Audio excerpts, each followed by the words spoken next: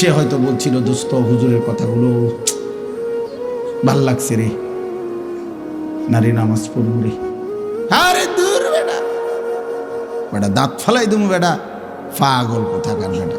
এরকম কত হুজুর আইয়ে যায় বেটা, চিনি না বেটা। হুজুরের মধ্যে তো কত বেটা সদর বদর আছে বেটা, হুজুরের তো কথার স্টেশন না। এই মানে আমাদের দিলওয়ারি,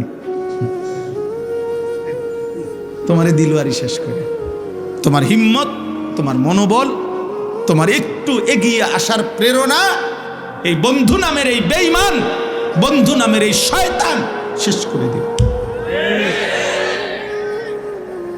আল্লাহ তাআলা বলেন, হায় খোদার কসম, এই মানুষগুলো যারা বন্ধুর কারণে, আব্বা শোনো, যারা বন্ধুর কারণে আল্লাহ মানতে পারে নাই, নামাজ মানতে পারে নাই, সেজদা দিতে পারে নাই, আল্লাহর গোলামি করতে পারে নাই, গুনাহ ছাড়তে পারে নাই, নারীর লোভ ছাড়তে পারে নাই, মদ জুয়া জিনা ব্যভিচার নোংরামি অসভ্যতা ছাড়তে পারে নাই, আমি এই কোরআন হাতে কসম করে বলছি রে আব্বা, কিয়ামতের দিন ওই বন্ধুর কথা স্মরণ করে এই যুবক, এই ছেলেরা, এই মানুষগুলো আফসোস করবে, আফসোস করবে, আফসোস।